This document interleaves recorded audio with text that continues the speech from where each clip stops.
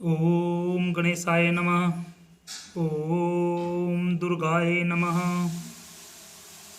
चतुर्थ अध्याय ध्यानम।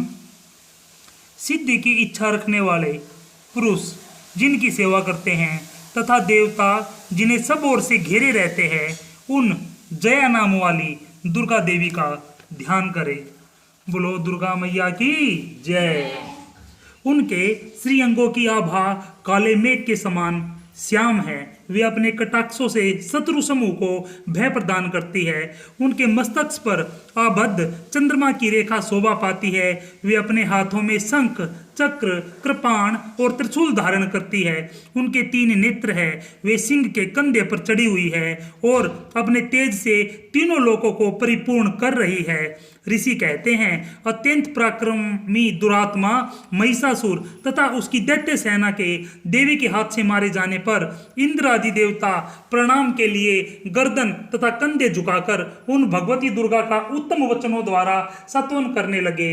उस समय उनके सुंदर अंगों में अत्यंत हर्ष के कारण रोमांच आ गया। देवता बोले, संपूर्ण देवताओं की शक्ति का समुदाय ही जिनका स्वरूप है तथा जिन देवी ने अपनी शक्ति से संपूर्ण जगत को व्याप्त कर रखा है, समस्त देवताओं और महर्षियों की पूजनिया उन जगदम्बा को हम भक्तिपूर्वक नमस्कार करते हैं। वे हम लोगों का कल्याण करें। जिनके अनुपम प्रभाव और बल का वर्णन करने में भगवान शेषनाग, ब्रह्मा जी तथा महादेव जी भी समर्थ नहीं है। वे भगवती चंडी का संपूर्ण जगत का पालन एवं अशुभ भय का नाश करने का विचार करें। जो पुण्यात्माओं के घरों में स्वयं ही लक्ष्मी रूप से, पापियों के यहाँ दरिद्रता रूप से, शुद्ध अंतकरण वाले पुरुषों के हृदय में बुद्धि रूप से, सत्पुरुषों में श्रद्धा रूप से तथा कुलीन मनुष्य में लज्जा रूप से निवास करती है, उन आप भगवती दुर्गा को हम नमस्कार करते हैं। देवी, आप संपूर्ण विश्व का पालन कीजिए। देवी, आपके इस अचिंत्य रूप का असुरों का नाश करने वाले भारी पराक्रम का समस्त देवताओं और दैत्यों के समस्त युद्ध में प्रकट किए हुए आपके अद्भुत चरित्रों का हम किस प्रकार वर्णन करें। आप संपूर्ण जगत की उत्पत्ति में कारण हैं। आप में सत्वगुण, रजोगुण और तमोगुण ये तीनों गुण मौजूद है, तो भी दोषों के साथ आपका संसर्ग नहीं जान पड़ता। भगवान विष्णु और महादेव जी आदि देवता भी आपका पार नहीं पाते। आप ही सबका आश्रय है। यह समस्त जगत आपका अंशभूत है, क्योंकि आप सबकी आदिभूति अव्ययकर्ता प्रकृति है। देवी, संपूर्ण यज्ञों में जिसके उच्चारण से सब देवताओं की तुष्टि होती है, वह स्वाहा आप ही है। इसके अतिरिक्त आप पितरों को भी तृप्त करने का कारण है। अतएव सब लोग आपको सौदा भी करते हैं। देवी, जो मोक्ष की प्राप्ति का साधन है, अचिंत्य महावर्त स्वरूपा है, समस्त दोषों से रहित जितेंद्रिय तत्वों को ही सार वस्तु मानने वाले तथा मोक्ष की अभिलाषा रखने वाले मुनिजन जिसका आभास करते हैं, वह भगवती परा विद्या आप ही है। आप शब्द स्वरूपा है। अत्यंत निर्मल ऋग्वेद, यजुर्वेद तथा उद्गीत के मनोहर पदों के पाठ से युक्त सामवेद का आधार भी आप ही है। आप देवी तीनों वेद और भगवती 6 ऐश्वर्य युक्त इस विश्व की उत्पत्ति एवं पालन के लिए आप ही वार्ता, खेती एवं आजीविका के रूप में प्रकट होती है। आप संपूर्ण जगत की घोर पीड़ा का नाश करने वाली है।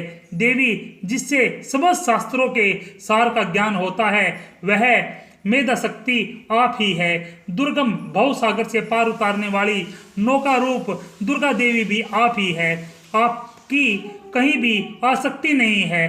कैटभ के शत्रु भगवान विष्णु के वक्षस्थल में एकमात्र निवास करने वाली भगवती लक्ष्मी तथा भगवान चंद्रशेखर द्वारा सम्मानित गौरी देवी भी आप ही है। आपका मुख मंद मुस्कान से सुशोभित निर्मल पूर्ण चंद्र के बिंब का अनुकरण करने वाला है और उत्तम स्वर्ण की मनोहर कांति से कमनीय है। तो भी उसे देखकर महिषासुर को क्रोध हुआ और सहसा उसने उस पर प्रहार कर दिया। यह बड़े आश्चर्य की बात है। देवी, वही मुख जब क्रोध से युक्त होने पर उदयकाल के चंद्रमा की भांति लाल और तनी हुई बोहों के कारण विकराल हो उठा, तब उसे देखकर जो महिषासुर के प्राण तुरंत नहीं निकल गए, यह उससे भी बढ़कर आश्चर्य की बात है, क्योंकि क्रोध में भरे हुए यमराज को देखकर भला कौन जीवित रह सकता है। देवी आप प्रसन्न हो, परमात्मा स्वरूपा आपके प्रसन्न होने पर जगत का अभ्युदय होता है और क्रोध में भर जाने पर आप तत्काल ही कितने कुलों का सर्वनाश कर डालती है। यह बात अभी अनुभव में आई है, क्योंकि महिषासुर यह विशाल सेना अक्षण भर में आपके कोप से नष्ट हो गई। सदा अभ्युदय प्रदान करने वाली आप जिन पर प्रसन्न रहती है वे ही देश में सम्मानित है, उन्हीं को धन और यश की प्राप्ति होती है। वे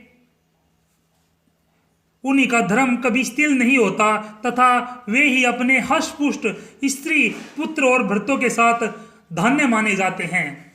देवी आपकी ही कृपा से पुण्यात्मा पुरुष प्रतिदिन अत्यंत श्रद्धापूर्वक सदा सब प्रकार के धर्मानुकूल कर्म करता है और उसके प्रभाव से स्वर्गलोक में जाता है। इसलिए आप तीनों लोकों में निश्चय ही मनोवांछित फल देने वाली है। माँ दुर्गे आप स्मरण करने पर सब प्राणियों का भय हर लेती है और स्वस्थ पुरुषों द्वारा चिंतन करने पर उन्हें परम कल्याणमयी बुद्धि प्रदान करती है। दुख, दरिद्रता और भय हरने वाली देवी आपके सिवा दूसरी कौन है, जिसका चित्त सबका उपकार करने के लिए सदा ही दयार्द रहता हो। देवी इन राक्षसों के मारने से संसार को सुख मिले तथा ये राक्षस चिरकाल तक नरक में रहने के लिए भले ही पाप करते रहे हो, इस समय संग्राम में मृत्यु को प्राप्त होकर स्वर्गलोक में जाए। निश्चय ही यह सोचकर आप शत्रुओं का वध करती है।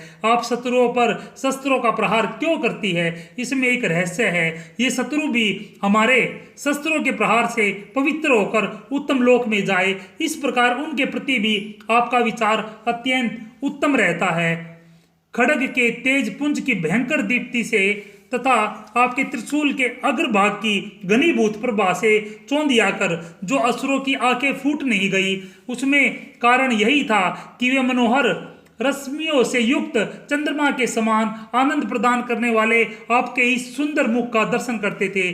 देवी आपका शील दुराचारियों के बुरे बर्ताव को दूर करने वाला है। साथ ही यह रूप ऐसा है जो कभी चिंतन में कभी नहीं आ सकता, जिसकी कभी दूसरों से तुलना नहीं हो सकती, तथा आपका बल और पराक्रम तो उन दैत्यों का भी नाश करने वाला है जो कभी देवताओं के पराक्रम को भी नष्ट कर चुके थे। इस प्रकार अपने शत्रुओं पर भी आपने दया प्रकट की है। वरदायिनी देवी आपके इस पराक्रम की किसके साथ तुलना हो सकती है, तथा शत्रुओं को भय देने वाला एवं अत्यंत मनोहर ऐसा रूप भी आपके सिवा और कहाँ है। हृदय में कृपा और युद्ध में निष्ठुरता, ये दोनों बातें तीनों लोकों के भीतर केवल आप में ही देखी गई है। मात आपने शत्रुओं का नाश करके इस समस्त त्रिलोकी की रक्षा की है। उन शत्रुओं को भी युद्ध भूमि में मारकर स्वर्गलोक में पहुंचाया है तथा उन्मत्त दैत्यों से प्राप्त होने वाले हम लोगों के भय को दूर कर दिया है। आपको हमारा नमस्कार है। देवी आप शूल से हमारी रक्षा करें, अंबिके आप खड्ग से हमारी रक्षा करें तथा घंटा की ध्वनि और धनुष की टंकार से भी हम लोगों की रक्षा करें। चंडिके पूर्व, पश्चिम और दक्षिण दिशा में आप हमारी रक्षा करें तथा ईश्वरी अपने त्रिशूल को घुमाकर आप उत्तर दिशा में भी हमारी रक्षा करें। तीनों लोकों में आपके जो परम एवं अत्यंत भयंकर रूप विचरते हैं, उनके द्वारा भी आप हमारी तथा इस भूलोक की रक्षा करें।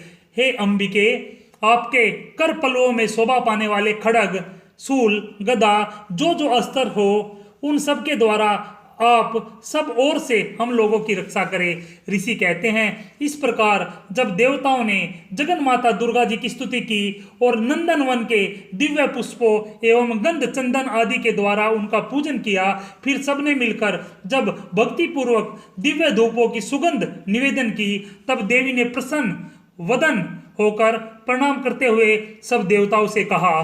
देवी बोली, देवताओं, तुम सब लोग मुझसे जिस जिस वस्तु की अभिलाषा रखते हो उसे मांगो। देवता बोले, भगवती ने हमारी सब इच्छाएं पूर्ण कर दी है, अब कुछ भी बाकी नहीं है, क्योंकि हमारा शत्रु महिषासुर मारा गया। महेश्वरी, इतने पर भी यदि आप हम पर प्रसन्न हैं और वर देना चाहती है तो हम जब जब आपका स्मरण करें तब तब आप दर्शन देकर हम लोगों के महान संकट को दूर कर दिया करें, तथा प्रसन्न मुखी अम्बे जो मनुष्य इन स्तोत्रों के द्वारा आपकी स्तुति करे उसे वित्त संबंधी समृद्धि और वैभव देने के साथ ही उसकी धन और स्त्री आदि संपत्ति को भी बढ़ाने के लिए आप सदा हम पर प्रसन्न रहे। ऋषि कहते हैं, राजन, देवताओं ने जब अपने तथा जगत के कल्याण के लिए भद्रकाली देवी को इस प्रकार प्रसन्न किया तब वे तथास्तु कहकर वहीं अंतर्ध्यान हो गई। भूपाल, इस प्रकार पूर्व काल में तीनों लोकों का हित चाहने वाली देवी जिस प्रकार देवताओं के शरीर से प्रकट हुई थी वह सब कथा मैंने कह सुनाई। अब पुण्य देवताओं का उपकार करने वाली वे देवी दुष्ट दैत्यों तथा शंभु निशंभु का वध करने के लिए, सब लोगों की रक्षा करने के लिए गौरी देवी के शरीर से जिस प्रकार प्रकट हुई थी वह सब प्रसंग मेरे मुख से सुनो। मैं तुमको यथावत वर्णन करता हूँ। बोलो जगदम्बे मैया की, बोल सच्चे दरबार की।